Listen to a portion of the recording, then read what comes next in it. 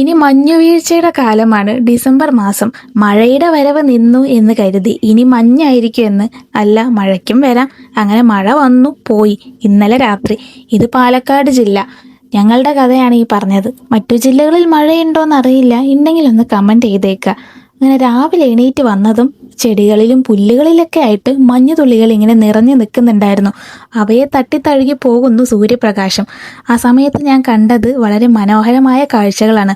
എല്ലാം ഞാൻ വിടാതെ എൻ്റെ ക്യാമറയിൽ പകർത്തിയിട്ടുണ്ട്. കുറച്ചു നേരം കഴിഞ്ഞപ്പോൾ എനിക്ക് നന്നായിട്ട് വിശക്കാൻ തുടങ്ങി. ഞാൻ അടുക്കളയിൽ ചെന്ന് നോക്കുമ്പോൾ കുറച്ച് ബ്രെഡ് ഇരിപ്പുണ്ടായിരുന്നു, പിന്നെ കുറച്ച് സവാളയും. ഞാനിങ്ങനെ ആലോചിച്ചു, ഇത് വെച്ച് ഒരു 10 മിനിറ്റ് കൊണ്ട് എന്തെങ്കിലും ഉണ്ടാക്കാമോ എന്നുള്ളത്. ഇതെന്റെ ബുദ്ധിയിൽ ഉദിച്ച ഒരു റെസിപ്പിയാണ്. എൻ്റെ മനസ്സ് അപ്പം തന്നെ എന്നോട് പറഞ്ഞു, രാവിലെ തന്നെ സാൻഡ്വിച്ച് കഴിക്കണ്ട, ദോശമാവ് ഇരിപ്പുണ്ട്, അതുകൊണ്ട് ദോശ ഉണ്ടാക്കി കഴിക്കാമെന്ന്. അപ്പോൾ നമുക്ക് ഈ ഒരു സാൻഡ്വിച്ച് 10-11 മണിയാകുമ്പോൾ കഴിക്കാവുന്നതാണ്. ഗ്രൗണ്ട് പോലെ ഇങ്ങനെ നിറഞ്ഞു നിൽക്കുന്ന ഈ ഒരു ദോശക്കല്ല്, അതിലേക്ക് നമുക്ക് ദോശമാവ് ഒഴിക്കാം. ഇത് സാധാരണ ദോശമാവല്ല, ഗോതമ്പ് മാവും അരിപ്പൊടിയും കൂടെ കലക്കി ഉണ്ടാക്കിയ ഒരു പ്രത്യേകതരം ദോശമാവാണ്. സാൻഡ്വിച്ചിന്റെ റെസിപ്പിയൊക്കെ ഞാൻ ഈ വീഡിയോയിൽ തന്നെ പറയേണ്ട, ആരും സ്കിപ്പ് ചെയ്യാതെ പോവുക, മുഴുവൻ കാണുക. നമ്മളുടെ വീട്ടിലൊക്കെ ഒരുപാട് പൂക്കളും ചെടികളും ഉണ്ടാവും. നിങ്ങൾ തലവെട്ടി പൂവിനെ കുറിച്ച് കേട്ടിട്ടുണ്ടോ?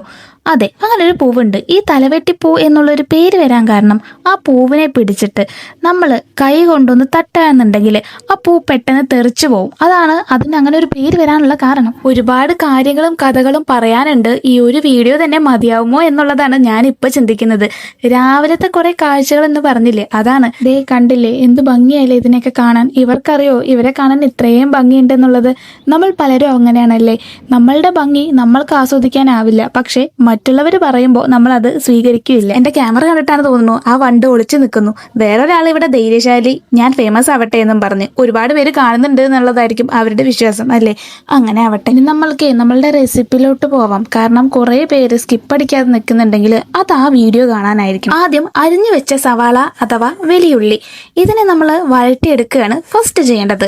ഒരു ചീനച്ചട്ടിയിൽ എണ്ണ ചൂടാക്കി നമുക്ക് അരിഞ്ഞു വെച്ച ഈ ഒരു ഉള്ളി അഥവാ സവാള ഇട്ട് കൊടുത്ത് ഉപ്പും ചേർത്തി നന്നായിട്ടൊന്ന് ചേർക്കേണ്ടത് 2-3 ഡ്രോപ്പ് സോയാ സോസ്.